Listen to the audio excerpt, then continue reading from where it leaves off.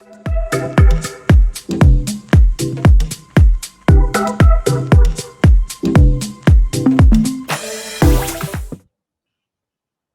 welcome. This is a brand new series that has been put together by Active Digital and Formula to Perform. My name is Jo Wimble Groves. I'm the business director of Active Digital, and with me is my co-host Simon. Good morning. Hello. How Thank you you for inviting me. I'm so excited about this.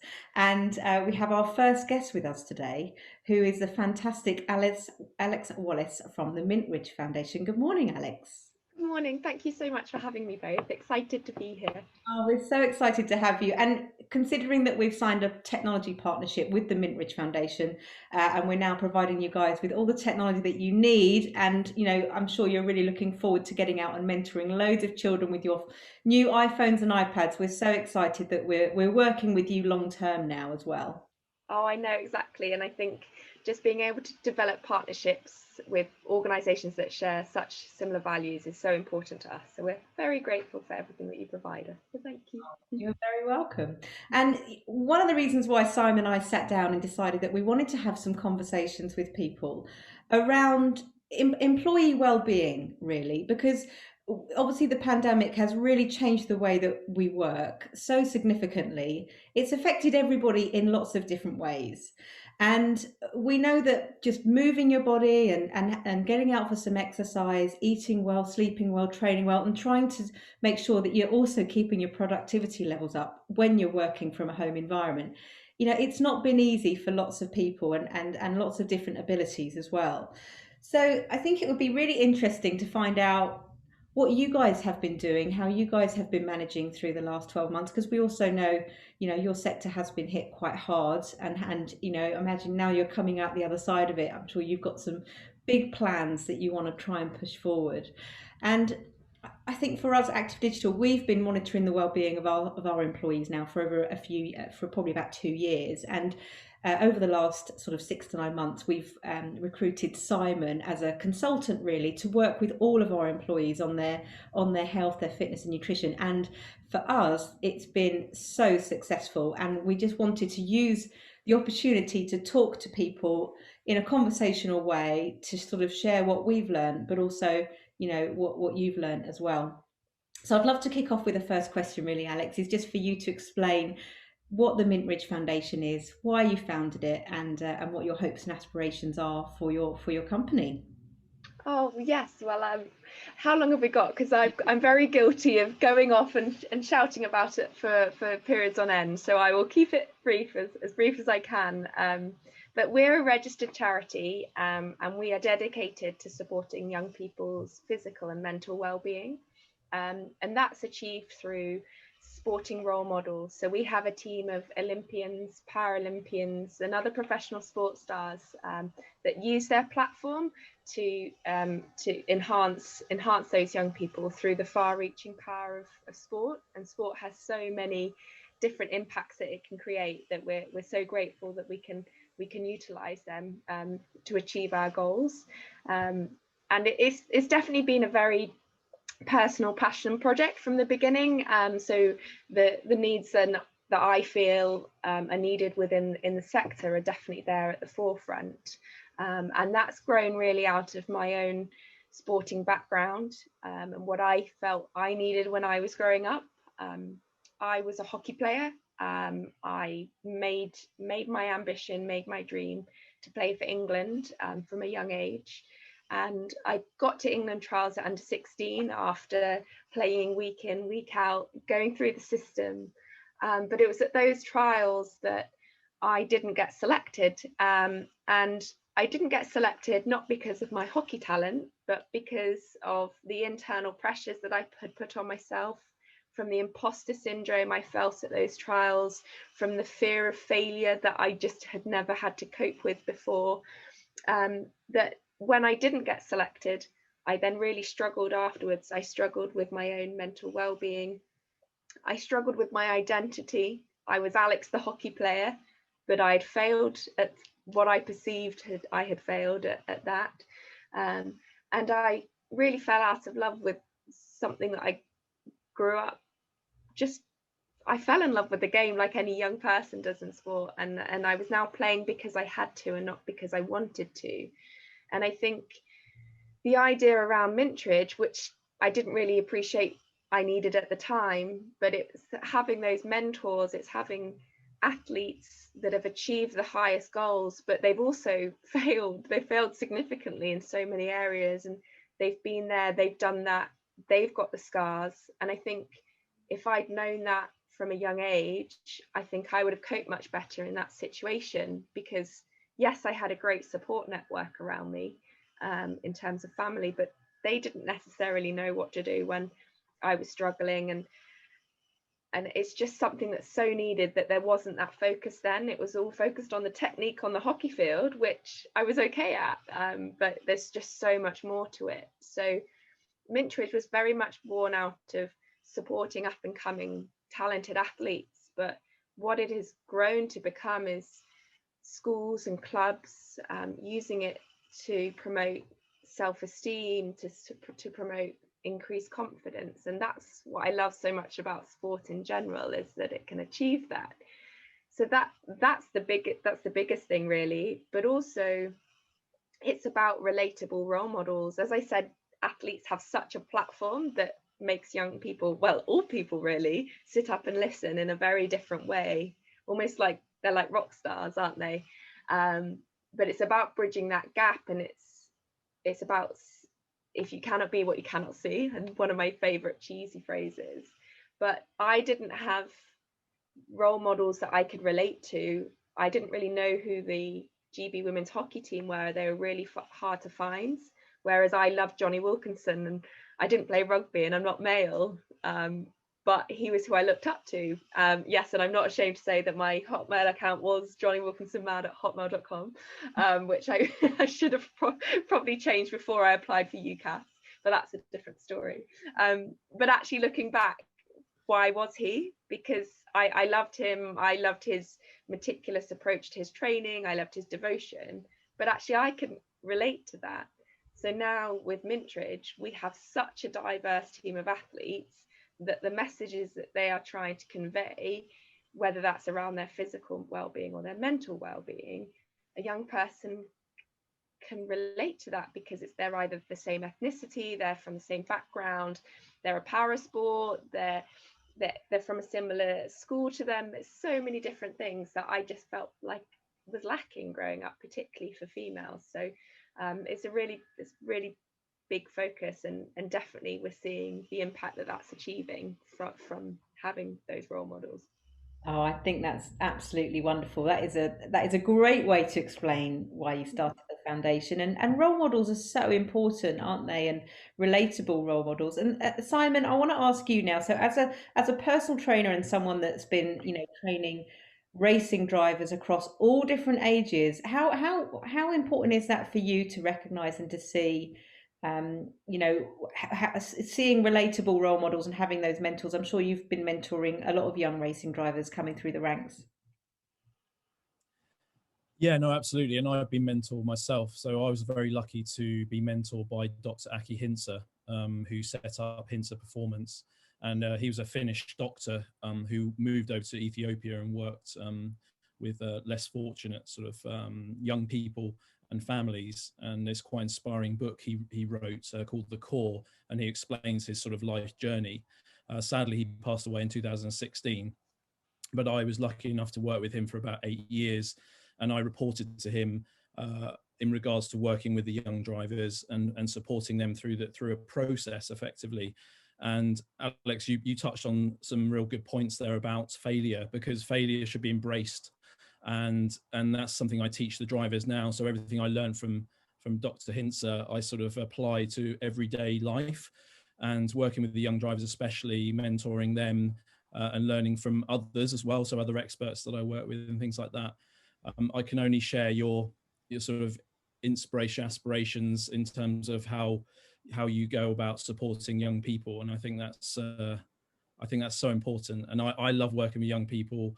I enjoy my time in Formula One, but ultimately I prefer working with young people and I can see them develop, and that's what I'm doing now. So working with sort of 14, 15, even a new sort of 12-year-old driver, applying the habits, good habits to begin with, that they can take on for the rest of their life. So if they don't choose to become racing drivers and they move on to another occupation, they've still got those life skills in place, and it works no matter whether an athlete, an office worker, or whatever they decide to do in life.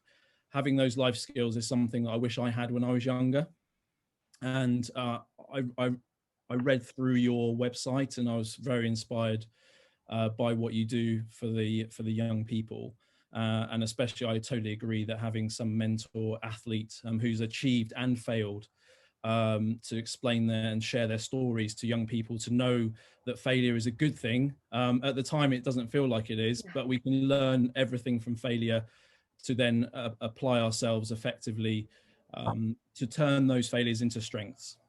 Oh, completely. And just from what you said there, I think, you know, when I look at the hockey journey, I felt I was Alex, the hockey player, but actually, no, I'm not. I'm Alex, the whole person. But sport teaches me those life skills. So I think that's really important, to instill that the failures and the successes that you're learning in Formula One or wherever it might be, they can then help you in so many different areas, not just on the track, which I think I often forgot when I was growing up. So yeah, really important messages there. It's not easy at the time to talk about celebrating failure, but I think long term I appreciate that it's for the better. Yeah, absolutely. I think failure is not something. I think the outcome of the process is what we celebrate, but the failures are part of that process that we can look back and celebrate because we learned from. At the time, we don't obviously celebrate failure, but in terms of, we need to try and embrace it and learn from it, and so we can turn it into a positive. Absolutely. Children really need to hear about failures, don't they? They need to hear it from us as guiders or caregivers, and because I think, you know, sometimes we're not very good at sharing, are we, about what we haven't done well. But I think it is really, really important for children to hear that, and it's something I do when I go in to talk in schools myself. I'm very, very keen on talking about the good and the bad, and how you overcome adversity. Really, it's so important. So over the last 12 months, as I said, Alex, I know it's been really tough time for lots of different industry sectors, but I think for charities particularly, you know, with obviously that, you know, the London Marathon being postponed last year, and all of those runners who would raise so much money, millions of pounds for different charities, as well as lots of other big events. How have you guys been managing? And I know that you've obviously had to digitalise your approach as well, which is obviously a very apt conversation. So how did you guys cope? Yeah, I think I joked with my dad the other day that I said, you know, we were in elite sport, we're in schools, and we're in charity, probably three of the biggest areas hit. We just add travel in there as well, and it would have been a recipe for disaster. But I think from the positive side, it's allowed us to step back and reassess everything, which, being a small organisation, we haven't been able to do because we so often get bogged down in the day-to-day. So from a positive side, we've been able to do that and reassess what's working, what's not. So that has been brilliant. But in terms of the biggest impact and the biggest focus that we've had, it's being able to survive the pandemic. We talked about lots of different areas. Do we stop operating for a while? Do we just do that? And actually, no, we did not want to do that. That's not what we want, what we set out to achieve. The younger generation are arguably going to be the most affected from this past year, so we need to support them to reduce that as much as we can. So very early on, we were looking at, right, let's look at how we can go into survival mode throughout, just to get us through. And I was it's very apparent lots of charities were doing lots of emergency appeals and so on, and I didn't want to go down that route because everyone was being affected by this. We were all in the same storm but sailing different boats, someone said the other day, which is so true. And I think that's why we were, right, how can we all get in this together? So what did we need to do? We needed to fundraise, we needed to keep that income coming in steadily. And how do we want to do that? we want to support those using the tools and the resources that we have, whether that's young people or whether that's our supporters. So we've done a lot of virtual challenges, which has been brilliant, in terms of we're getting people active, we're keeping people connected, and they're doing something for the greater good, which has enhanced their well-being, which has probably been more successful than any other fundraising campaign we've done in the past, which it just goes to show what can be done. But as well, with actually supporting our beneficiaries, we're very lucky that we had some remote elements in place anyway with our school programs. So we didn't have to create new safeguarding policies. We didn't have to do all of that hard work there. We could just pivot our school visits and digitalize them, which we are so grateful for, because it's been keeping us in the minds of schools, and it's above all, it's been supporting young people in the way that we can. So not saying it's been easy, it's been challenging, and there's been lots of tears from my point of every government announcement. I'm like, I can't do it again. But actually we have survived, and we've now got our first school visit in over a year this coming week, where we are going to embrace that fully, and let's hope the sun continues to shine through it. Oh, that's so brilliant. And I know on from that, you've been talking to Richard about developing your own Mintridge app, which we're so excited about as well, helping you to bring all the different elements of your business together into one place. Oh, absolutely. Can't wait. And so much of the offerings that we have are done online now. And if we can't we want our services and our athletes to be accessible to every young person in the UK. So to digitalize it will be huge, and make it as simple as possible for everyone. Oh, that's so great. And Simon, I just want to come back to you, because I know we've just been talking about resilience, but also the question of getting kids active and moving from a young age, which is what Alex is so trying to encourage as well, because they're able to see professional athletes as well who have achieved and moved their body throughout their lifetime. Simon, how important is that for us to do that from a young age, do you think?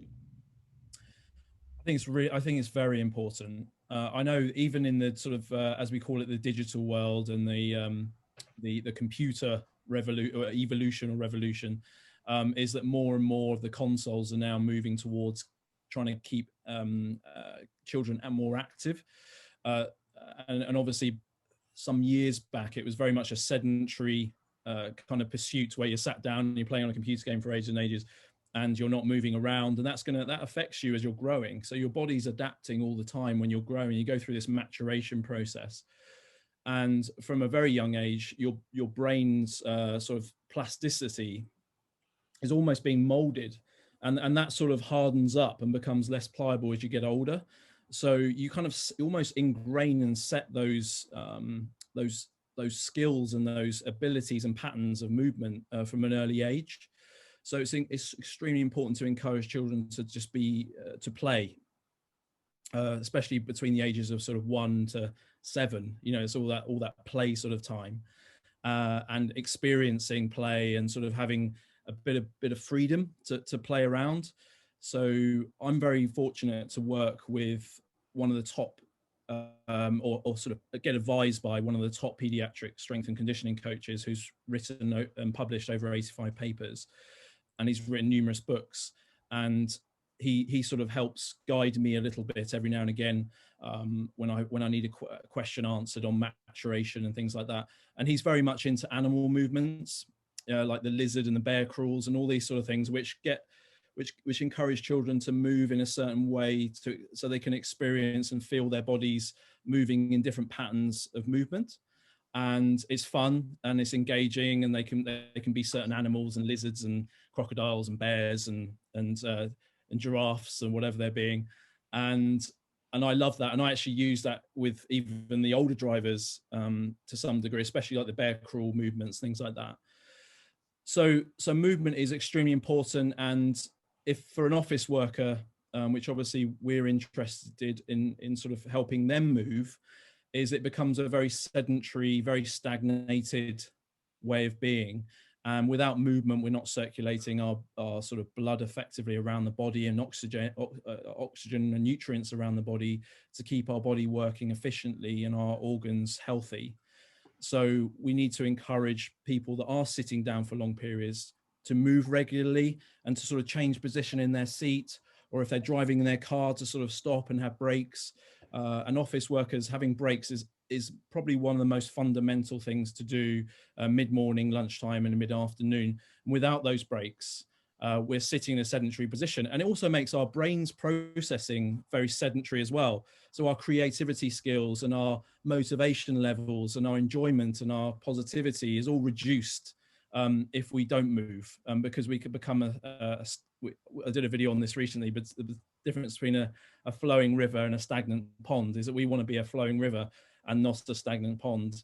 I won't go into that, but that's the kind of the analogy I like to use. I think that's really interesting. So when we're thinking about movement, Alex, that leads me on to a great question for you, really. You know, you're obviously at home, working at home as well on your family business. How are you keeping yourself moving and also reminding yourself to take breaks? I'm terrible for taking breaks. Simon's always having a go at me for not taking enough breaks. How are you doing that, Alex? Oh, I think it's such an important question, because it's so easy for us to say get out and be active and take breaks, and actually what I'm trying to instill in our team is what works for you, what time of the day works for you, and actually being kind to yourself. So if getting up and going out early for a run is what works for you, brilliant, but for me that's not. I find that I need to break up the day, and I never used to do that because I used to be really tough. And actually being kind to yourself and allowing yourself to wake up and have a relaxing morning and do some yoga, which is what I've done today, has been brilliant, and that really works for my lifestyle.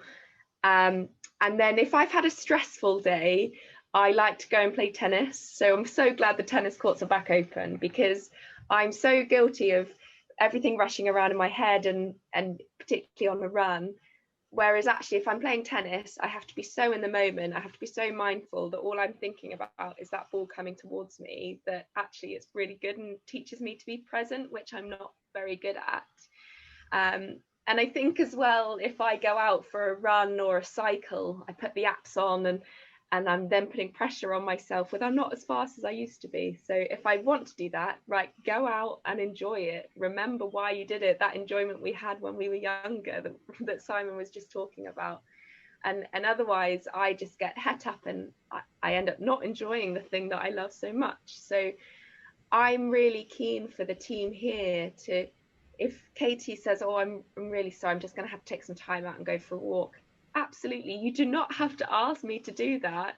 As long as you're getting the work done and you're doing it to the best of your ability, then do it in the timescales that you can. And I think that's what working from home has given us, that freedom to allow that. And I just hope that we continue this as a nation. It's humanizing everyone, and you aren't just colleagues, you can be human and talk about the normal things, and allow it to work to different people's lifestyles. So that's been huge, and it's taught me to practice what we preach when we go into schools, and actually take it on for yourself and have that perspective.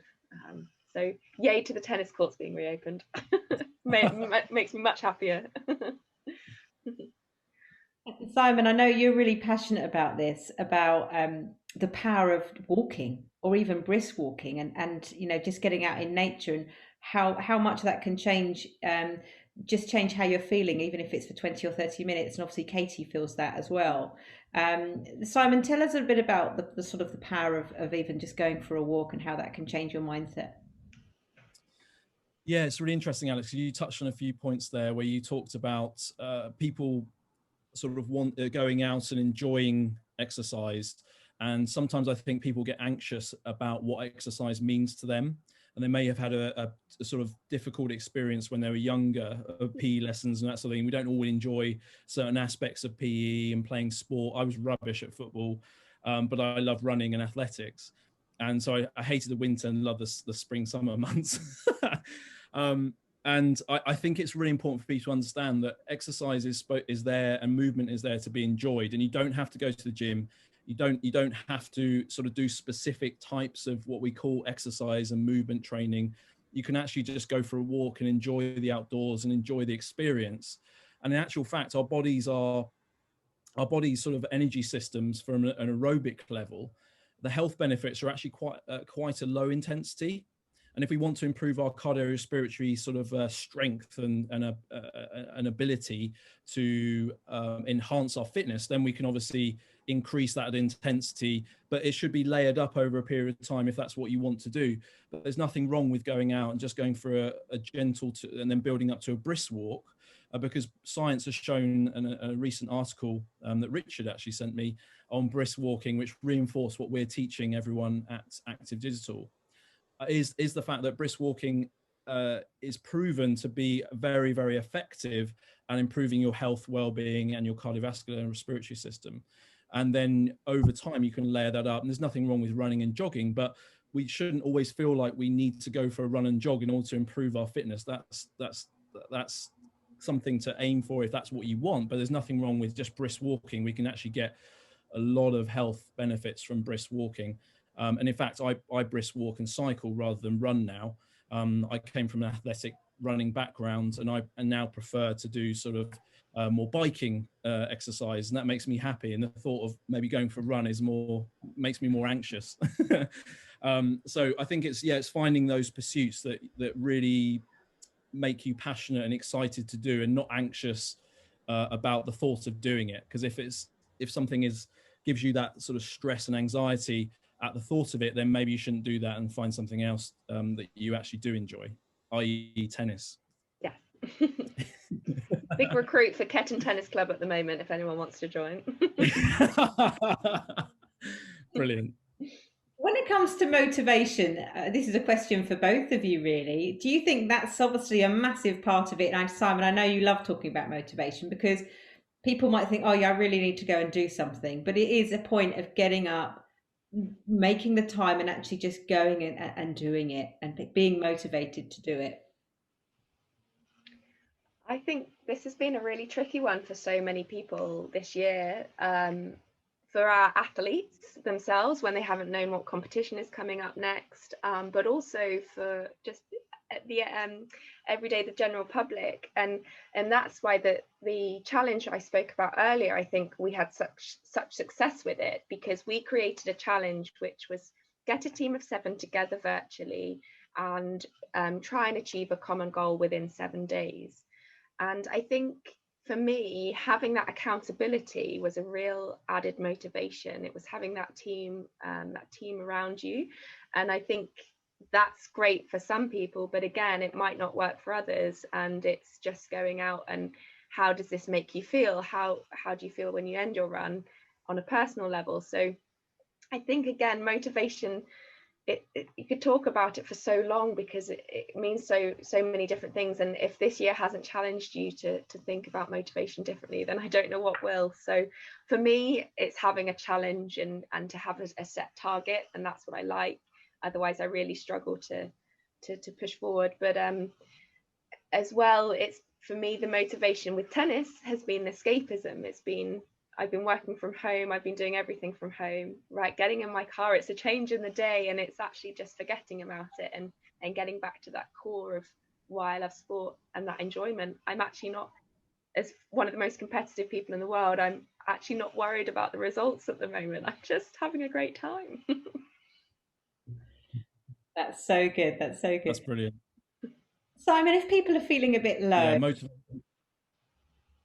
so if people are feeling a bit low, Simon, how can people find their motivation again, do you think? Yeah, that's a great question, and it's I think it's the individual nature of what inspires you and excites you, and I think our adaptability to anything has to be done over a period of time. So time allows our body and our mind and everything to adapt. And I feel for some people, this whole experience has been a very negative experience, and other people it's been very positive. And I think for those who found it a negative experience, it's sometimes quite good to reflect and review on why you found it difficult. And obviously that'd be very individual for most people. But in that reflection and review process is actually to draw out the positivity and the positive aspects of your life, and then focus on those positive aspects. And then from there, then each day, try and I did a video on this recently as well, but try and write down 3 positive things that you experience or that you achieved each day. And science has actually shown that if you do that over a period of time, they had a sort of set people that did that for sort of 6 to 8 weeks, and they actually started to autonomic. I can't even speak. Sorry. They started to autonomically or automate their brain to think more positively. And I think this is really important for people to then start to build their motivation from their positive thoughts and ideas. And this can be something which happens, you know, instantaneously, or something that happens over a period of time. But I think it's really important. It starts off with that more positive type mindset. And if you are feeling negative, it's going to take time for that to happen. And I think this whole experience has been difficult for everyone in one way. But I think if we can turn that around, especially when it comes to movement, motivation of movement, and motivation itself is what motivates us to get up every morning. Well, for most people, it's to work and earn money, but we can pull and draw the positive from that. And again, that's quite a difficult process, but it's achievable through having goals and targets, as you described, Alex. So I think goals and targets are extremely important, and we should all be setting our daily goals in our sort of personal work and health.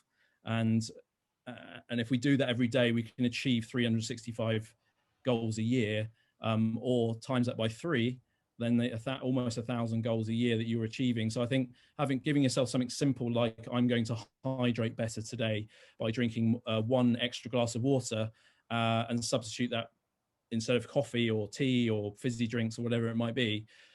It's one step to being a healthier you. That is great. That's so true. I just wanted to add on to that as well. I think whenever we feel low, it's almost, it consumes us, and this isn't okay to feel like this, but it is a completely normal human reaction.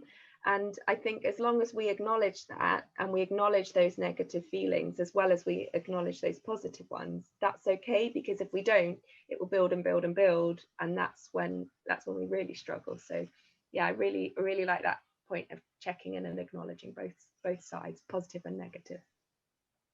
Oh, that's great. That's really good. Alex, I'm just going to come back to you, because you just mentioned that you're going back into schools again soon, which is super exciting.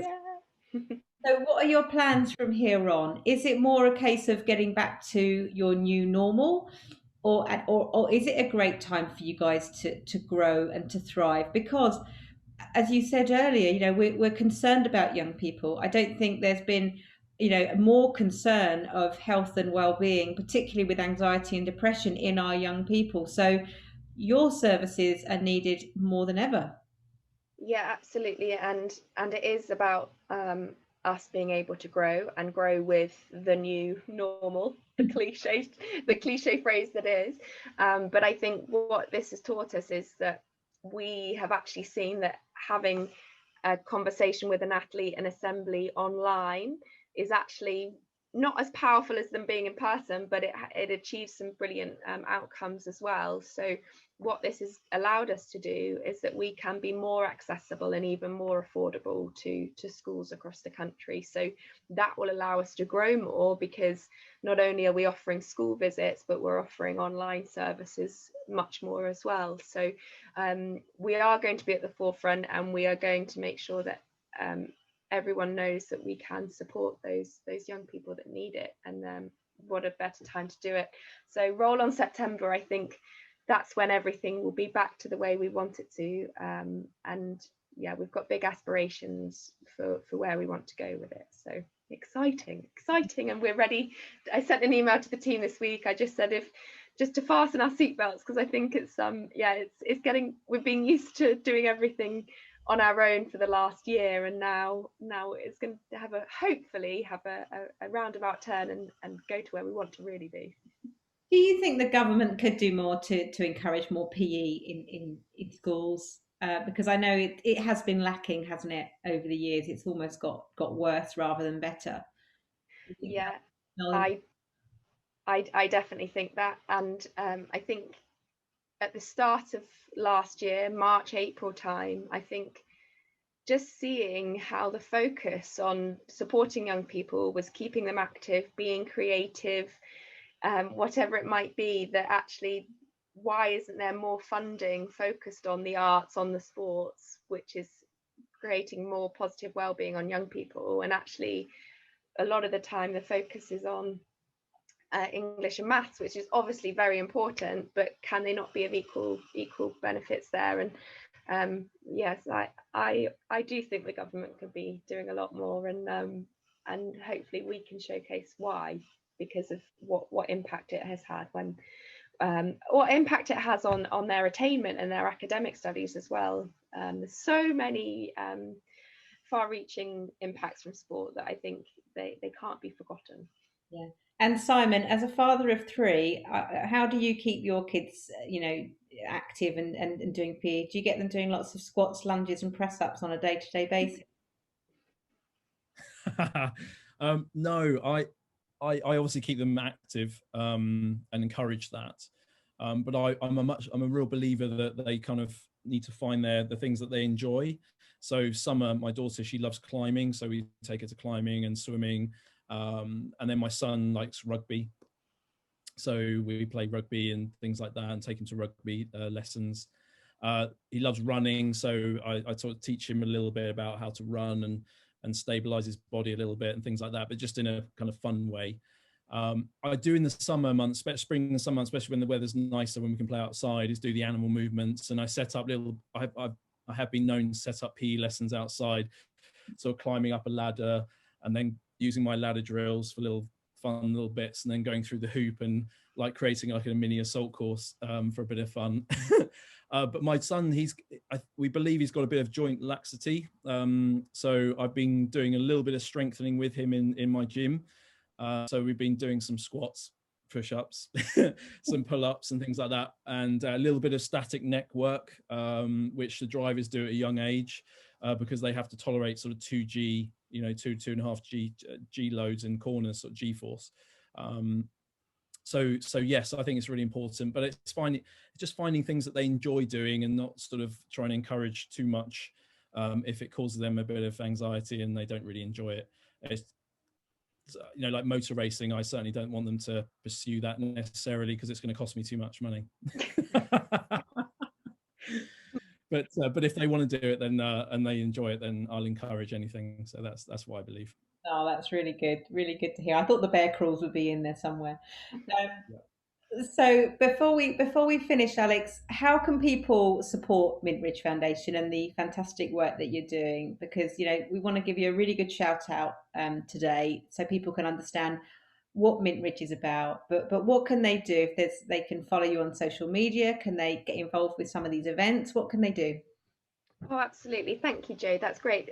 We have lots of different ways of how people can support, and I think, as I've said earlier, it's how we can support our supporters as well. That's a really big focus for us. So by following us on social media and looking at our website, you'll see lots of different ways of doing that. And we work with businesses, we work with small businesses, large organisations, and help them achieve their CSR objectives. Whether that's through delivering in their communities, or whether that's potentially donating through their sales. It's so varied, and we want to be able to support and endorse that with our incredible team of athletes. But also it's on the individual basis as well, on a personal level. If this does strike a chord with anyone, we have a variety of ways, whether that's through active challenges, and now mass participation events are returning as well. We've got lots of spaces in half marathons, in open water swims as well. So a real variety of ways, and we'd love to share more, but lots of it can be found on our online channels. That's brilliant. That's brilliant. Well, I've found this so useful today. Every time I'm on a call with you, Alex, I always learn something new, and I always learn something new when I'm on the phone with Simon. Fountain of knowledge. So I've really, really enjoyed this session. Thank you so much for your time. Oh, thank you so much for having me. I really appreciate it. Really enjoyed the chat. Thank you, Simon. Yeah, thank you. Thank you, Alex. It's been really insightful, and I hope we can have another conversation at some point. And I'd love to even visit at some point if that's possible, and anywhere I can sort of help, just ask. Yeah, no, that would be brilliant. Thank you. I'd love to follow up on it all. Yeah, we could sit here all day, couldn't we? oh, I hope we'll come up to Peterborough when Yeah. we come and see you and spend some more time with you and the great work that you're doing. But all the best for Mintridge Foundation for 2021 and beyond. And really look forward to speaking to you soon, Alex. Thanks a lot. Thank you very much. Thank you. Yeah. Thank you.